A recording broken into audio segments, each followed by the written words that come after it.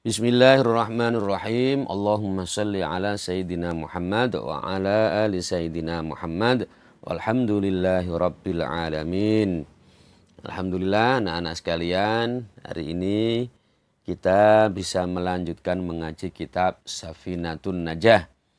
Ya, pada pertemuan kemarin, pertemuan yang pertama, pertemuan perdana kemarin ya, kita sudah membahas tentang muqaddimah, pembukaan dari kitab ini. Dilanjutkan dengan pembahasan yang pertama, yaitu tentang apa kemarin? Rukun Islam. Nah, kali ini kita lanjutkan pada pembahasan berikutnya. Ada beberapa pembahasan ini. Waktunya bisa nanti kita persingkat biar semua pembahasan bisa tersampaikan ya. Yuk kita baca. Faslun utawi ikilah fasal. Arkanul imani utawi piro-piro rukun iman iku sittatun ono 6. Jadi rukun iman itu ada 6. Kalau kemarin rukun Islam ada berapa? Ada 5. Ini sekarang adalah rukun iman. Iman itu artinya apa? Iman itu secara bahasa itu at-tasdiq, percaya, membenarkan. Ya. Secara bahasa, secara kemudian secara istilahi itu pertama yang disebut iman itu adalah at-tasdiqu bil qalbi, meyakini, membenarkan di dalam hati. Jadi tahapan iman yang pertama itu adalah membenarkan dalam hati dulu. Jadi kalau kita dikatakan percaya kepada Allah, iman kepada Allah, maka tahapannya adalah at-tasdiq, ya, membenarkan dalam hati bahwa Allah itu ada. Nah, kemudian tahapan yang kedua apa? Al-qaulu bil lisan, yaitu mengucapkan di lisan kita. Makanya kalau orang itu dari non muslim masuk Islam, pertama kan tasdik dulu hatinya, ya kan? Percaya dulu bahwa Allah itu ada, bahwa Allah itu Tuhan. Nah, setelah hatinya mempercayai, membenarkan bahwa Allah itu ada, Allah itu Tuhan, maka tahap yang kedua apa? Tadi al-qaulu bil lisan, mengucapkan keimanan, bukti dari keimanan itu dia ucapkan lewat lisannya. Dengan cara apa? Yaitu dengan cara bersyahadat. Jadi kemarin ya, syahadat itu rukun Islam yang pertama. Jadi kalau orang non muslim masuk Islam, syarat keimanannya tadi sudah membenarkan dalam hati. Yang kedua lanjut dengan mengucapkan lewat lisan, yaitu mengucapkan apa? Syahadat. Asyhadu an la ilaha illallah wa asyhadu anna Muhammadar Rasulullah. Saya bersaksi tidak ada Tuhan selain Allah dan Nabi Muhammad itu adalah utusan Allah. Nah, itu al-qaulu bil lisan. Yang ketiga apa? Tahapan iman, yaitu al-amalu bil jawarih atau al-amalu bil arkan. Melaksanakan, berbuat atau mengerjakan. Mengerjakan apa? Ya, mengerjakan dari apa yang kita percayai tadi. Kalau kita percaya bahwa Allah itu ada, tasdik ya di hati kita, kemudian kita ucapkan lisan kita dengan bersyahadat, maka tahapan yang ketiga adalah ya harus dilakukan apa yang diperintah oleh Allah Subhanahu wa taala. Nah, rukun iman ya. Arkanul imani utawi piro-piro rukun iman iku sittatun ono 6. Antuk mina suwiji iku arep ing antuk mina suwiji yaiku arep ngimanaken sapa sira billahi marang Allah. Ya, yang pertama rukun iman yang disebut percaya itu adalah percaya kepada Allah dulu. Itu urutannya. Wa malaikatihi lan iman marang malaikate Allah. Bahwa Allah itu punya malaikat. Ada malaikat-malaikat yang wajib kita percayai yang jumlahnya 10. Ada malaikat-malaikat yang tidak wajib kita percayai, jumlahnya banyak. Ya, tidak terhitung. Nah, tapi yang penting percaya bahwa Allah itu punya malaikat. Itu tok wis. Ya, rukun iman itu intinya kita percaya ada malaikat. Allah punya malaikat sebagai makhluk Allah yang memiliki tugas-tugas tertentu. Nah, kemudian yang ketiga, wa kutubihi lan iman marang kitab Allah. Iman kepada kitab-kitabnya Allah. Ada Taurat, ada Zabur, ada Injil, ada Al-Quran. Itu adalah kitab-kitab Allah yang diturunkan oleh Allah kepada nabi-nabi tertentu. Wajib percaya. Ya.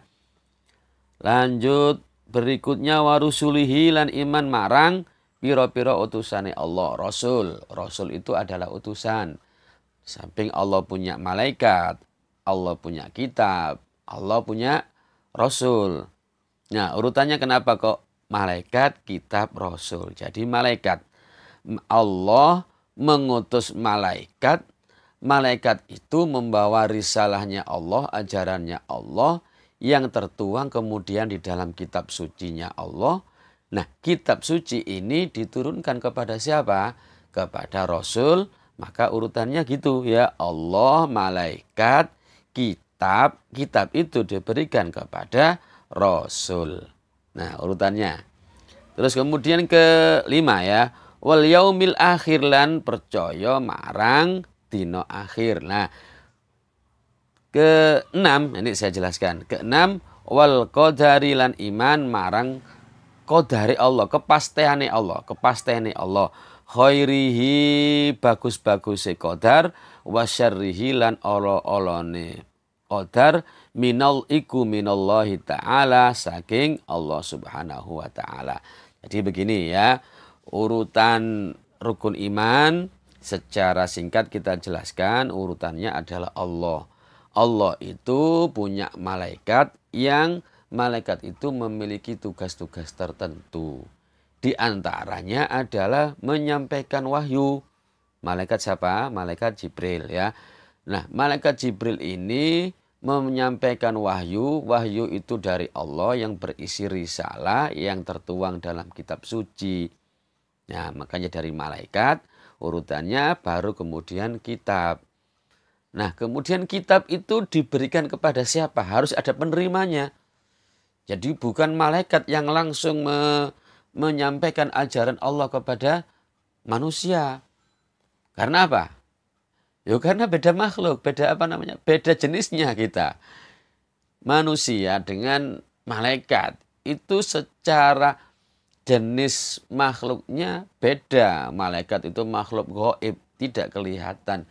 Lah kalau malaikat yang menyebarkan kitab sucinya langsung kepada manusia yang mengajarkan syariat, tidak bisa, tidak ketemu.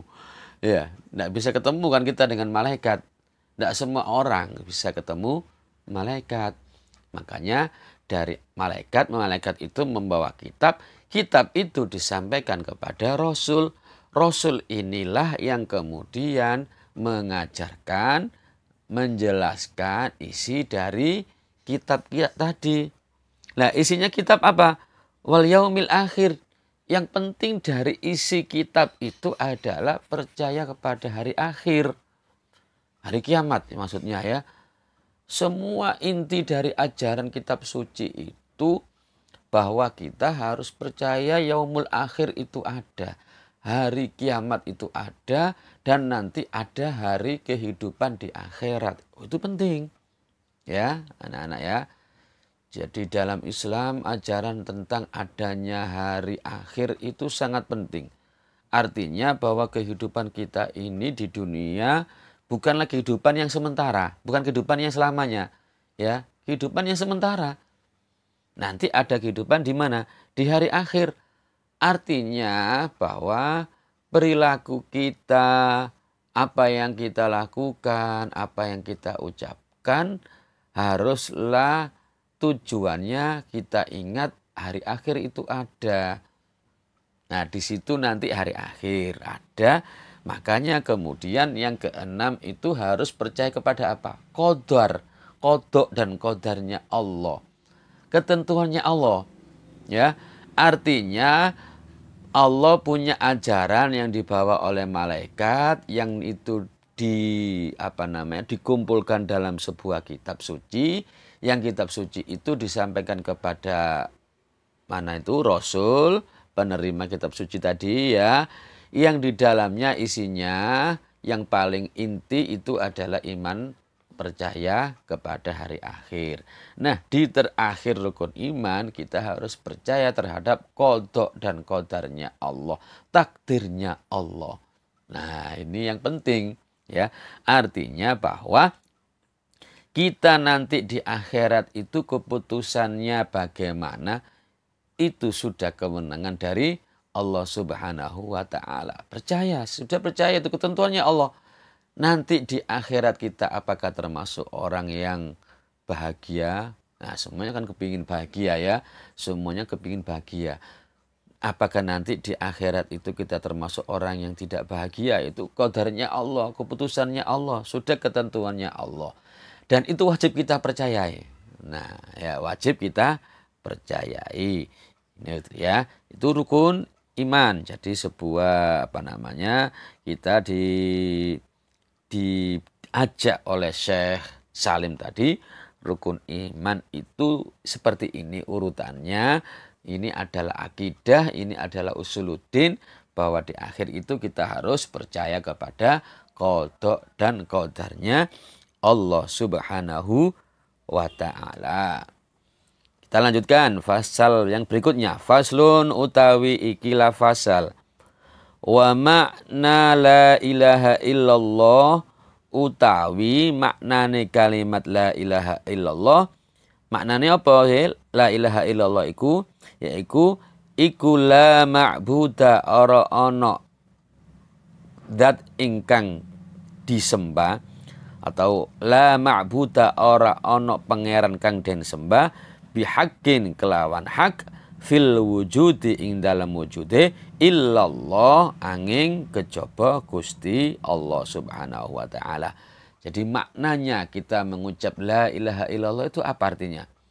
Kan secara bahasa, secara maknawi per kalimat la ilaha illallah itu dikatakan tidak ada Tuhan selain Allah. Artinya tidak ada Tuhan selain Allah itu apa? Yaitu la ma'buda bihaqqin fil wujudi illallah. Tidak ada yang berhak kita sembah kecuali dalam wujudnya ya. Tidak ada yang berhak kita sembah dalam wujudnya kecuali Allah Subhanahu wa ta'ala. Atau dalam bahasa lain, tidak ada yang berhak. Artinya yang berhak itu yang harus. Jadi yang harus kita sembah ya hanya Allah. Wujud yang ada dalam alam semesta ini dan juga wujud yang lainnya itu adalah tidak boleh disembah. Yang layak kita sembah itu hanya wujudnya Allah sebagai wajibul wujud ya, sebagai wujud yang harus ada. Lah kita ini mumkinul wujud, wujud yang bersifat mungkin, boleh ada, boleh tidak ada. Nah, yang berhak kita sembah siapa?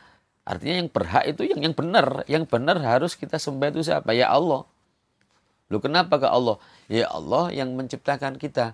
Yang menciptakan semuanya. Yang mengatur kita semuanya. Mengatur alam semesta. Maka wajib itu hak harus disembah. Yang benar yang disembah yang itu. Lah kalau kita menyembah selain itu, tidak ada haknya, nggak ada kebenarannya. Karena mereka bukanlah yang menciptakan kita. Mereka bukanlah yang mengatur kita. Mereka bukan yang membuat alam semesta, yang mengatur alam semesta. Karena mereka bukan yang menciptakan, bukan yang mengatur, bukan yang membuat keputusan. Ya, maka ya tidak berhak disembah. Yang berhak disembah siapa? Ya Allah Subhanahu wa ta'ala. Jadi itu ya anak-anak sekalian, arti dari kalimat la ilaha illallah ya. Oke, itu sudah dua pembahasan, dua fasal yang kita bahas pada malam hari ini. Mudah-mudahan paham semuanya ya. Mudah-mudahan diberikan kefahaman, ada manfaatnya kepada kita, dan yang lebih penting ilmu yang kita pelajari mendapatkan ridho dari Allah Subhanahu wa ta'ala. Yuk kita baca doa kafaratul majlis sebagai penutup. Bismillahirrahmanirrahim. Subhanakallahumma wa bihamdika asyhadu an la ilaha illa anta astaghfiruka wa atubu ilaik. Wassalamualaikum warahmatullahi wabarakatuh.